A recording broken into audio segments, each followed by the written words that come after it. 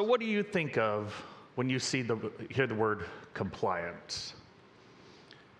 If you're a developer, you might think about your continuous integration and your continuous delivery pipeline. And if you're in DevOps, you might think of continuous testing or continuous monitoring. Or in compliance, you might think about continuous audit. But where's the security in all these loops? Often it's left out. It's considered a final checkbox activity, an annual assessment.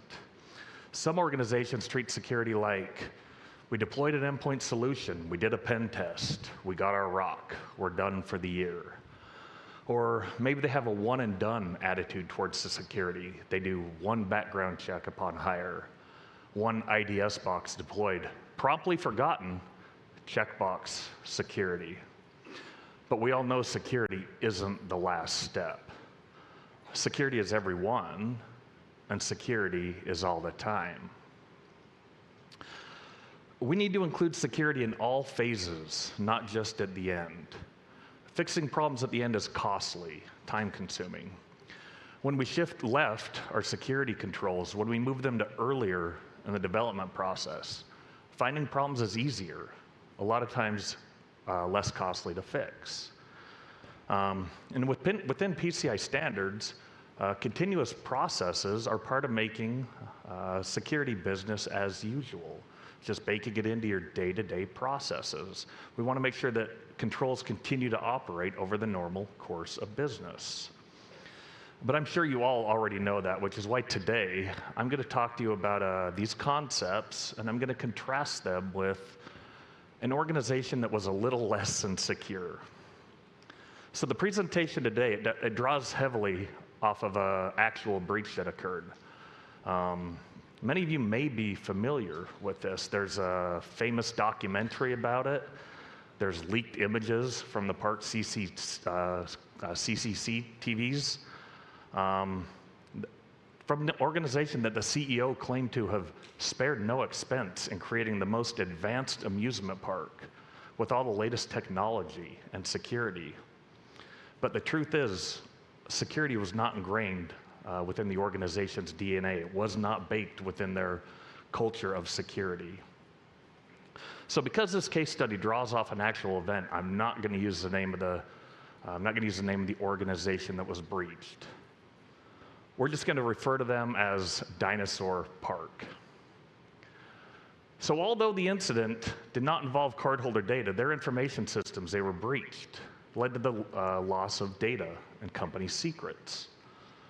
Now let's go step by step through a couple of the things here and see where continuous audit and continuous processes may have made a difference. So this guy on screen, whoop, the screen is a head one. Can you back that up one screen for my thank you. So this guy on screen, this is Dennis Nedry. He's a primary suspect in the ongoing investigation. So he's a programmer, but he's also a self-professed tech wizard. And he's also an allegedly a malicious insider. So authorities suspect that Dennis and financial difficulties led him to engage in industrial espionage, selling the park's most valuable secrets and data to a competitor. So allegedly compromising the park's logical and physical controls to smuggle goods directly out of the park. So at this time, Dennis's current location remains unknown, but we do have some suspicions that Dennis never made it off of the island. So Nedry, he's a developer, and the first part of his plan was to write some malware. He wanted to disable the park's security systems, such as cameras, gates, logging, and the phones. He told park staff that some systems would go offline while he was recompiling, before sneaking into a restricted area, stealing some dinosaur embryos, and driving directly out of the front gates with them. So let's point out some of the security controls and failures here so far. So he started out by writing some malware and pushing it directly into production with no oversight, no documentation. That would be quite a few failures if they had simply been following PCI DSS. So the DSS, it requires changes to be reviewed, documented, approved, and tested. Compiling code in a pre-production environment should not take down systems in production. There's no way that any testing and development environments should take down production systems, let alone security impacting systems. So PCI DSS, it also requires separate job roles and functions for production and pre-production environments. It requires code reviews for any and all code being deployed as well.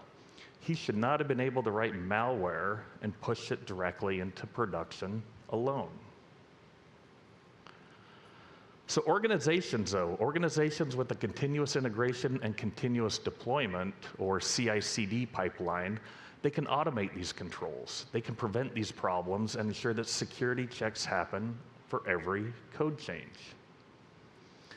So continuous integration allows you to build security gates and protect every step in the process. We can automate vulnerability scans. We can automate testing for coding or configuration errors. We can do unit tests. We can make sure that pull requests are only approved if there are no vulnerabilities present. Deploying only and after all security checks pass 100%. If we ensure that security starts with the code and is tested before and after deployment, we can build end-to-end security through a CI/CD process. Now, PCI DSS, it comes with requirements. It comes with requirement options and guidance that encourage all of this.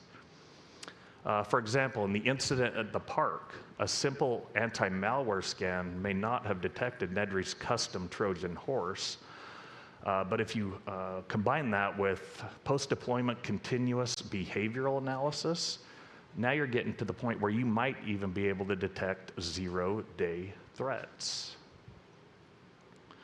So after running his malware, Nedry's next step was to physically steal dinosaur embryos from a vault, a high-security area. This high-security area had controls comparable to some of those found in PCI card production. This includes requirements for protecting a vault that contains card and card materials for the production of credit cards. So the park, it had locked doors. It had lots of cameras. It even had a sally port to protect vehicles. They deployed a lot of cutting-edge technology, but in the end, they were all useless because they didn't have the processes to support them. So Nedry's malware now, we all know it disabled the logging. It disabled the cameras. It disabled all of the door locks around the park. And the worst news of all, this isn't the first time that this has happened. This is not the first time that he did it. An accomplice later testified that Nedry ran the malware. He accessed the vault during a trial run of the heist.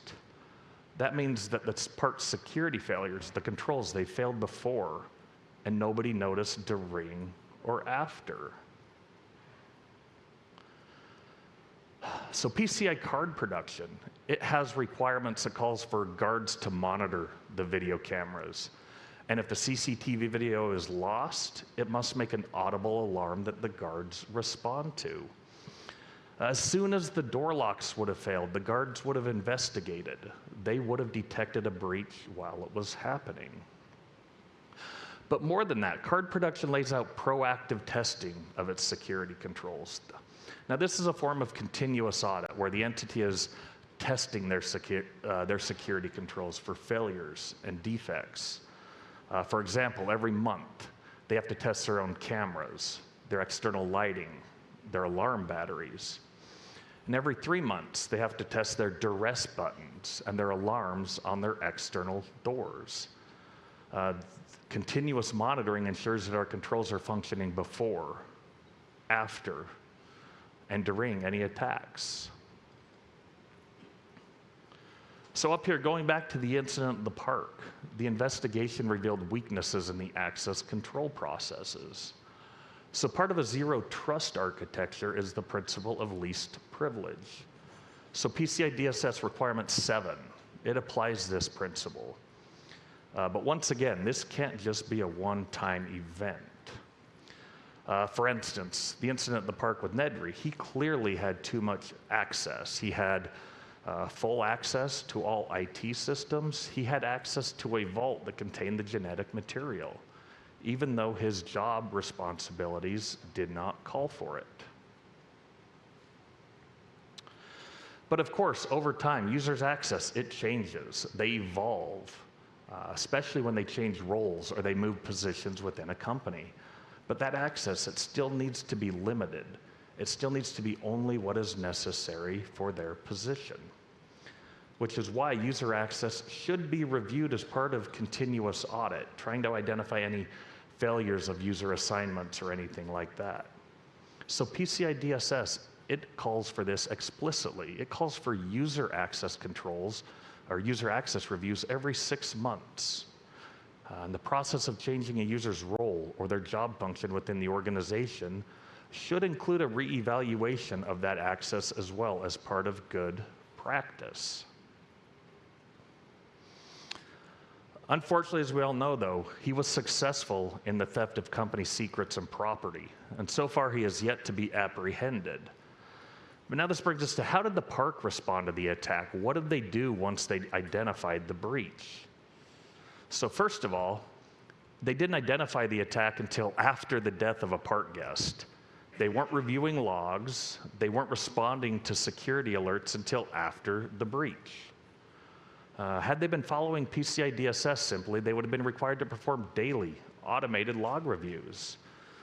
For better security, they could have been using real-time device behavior or using a SIM, security incident and event management tool, to help analyze logs and identify threats within the organization. So the park's incident response here, it was obviously ad hoc. It was simply made up as they went along. They actually include park guests as part of the response team. So PCI DSS, it calls for an incident response plan. It needs to be a detailed plan, and it needs to be tested at least annually. For an incident response plan to be useful, for it to be effective, an organization should conduct regular testing and exercises of that incident response plan. In the case of PCI DSS, though, it's up to the organization to determine what level of continuous fits their needs. The DSS says to perform a targeted risk analysis, or a TRA, to determine the optimum frequency that training is needed. TRAs are great, though. TRAs allow organizations to determine the optimum frequency of security controls.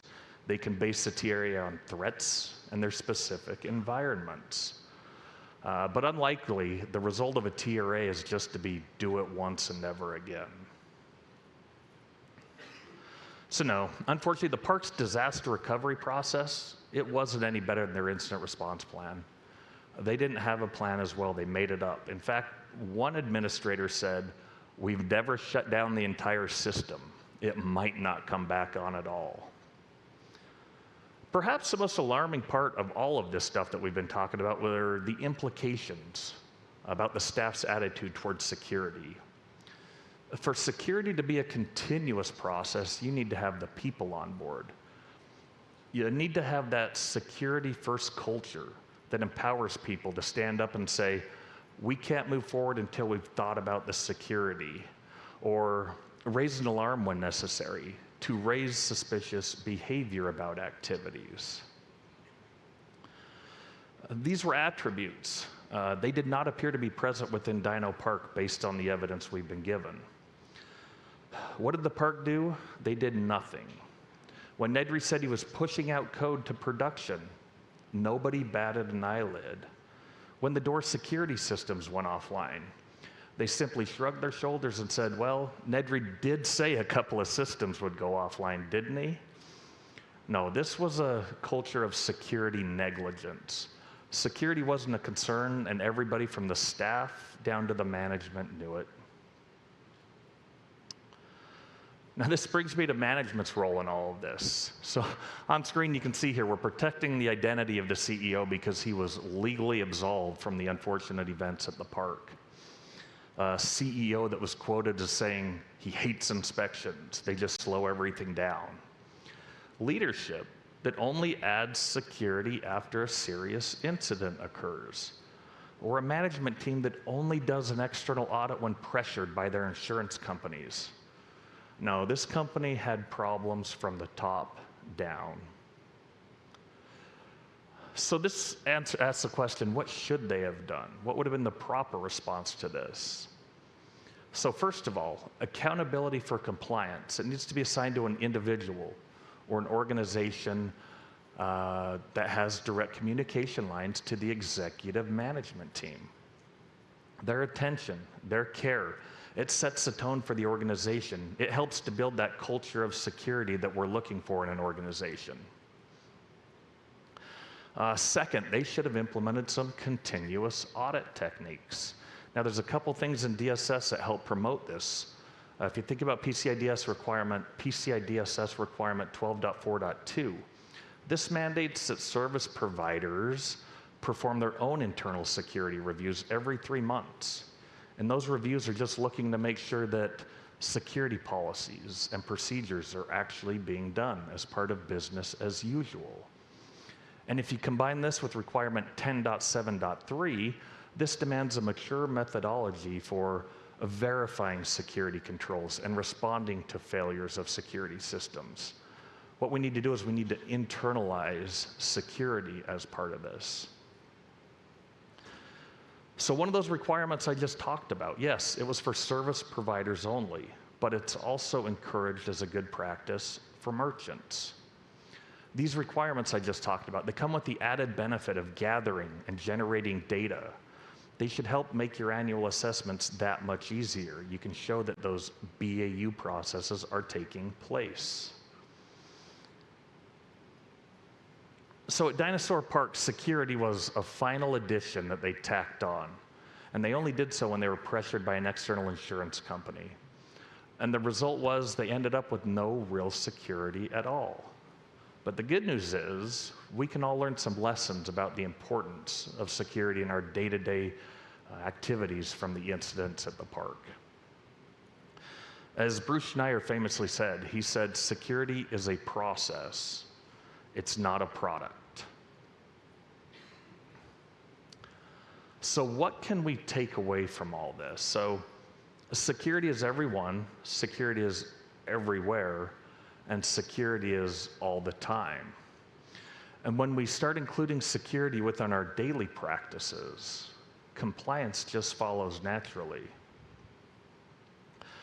There is some good news, though. As a side note, the Dinosaur Park's new CEO, they released a statement following the park's closure. They said, "We deeply regret the mistakes made during the opening of the park. We've learned valuable lessons, and our renewed commitment to innovation and security will ensure that our new upcoming park sets a new benchmark for safety and security." I guess we're just going to have to wait and see how that turns out. Thank you.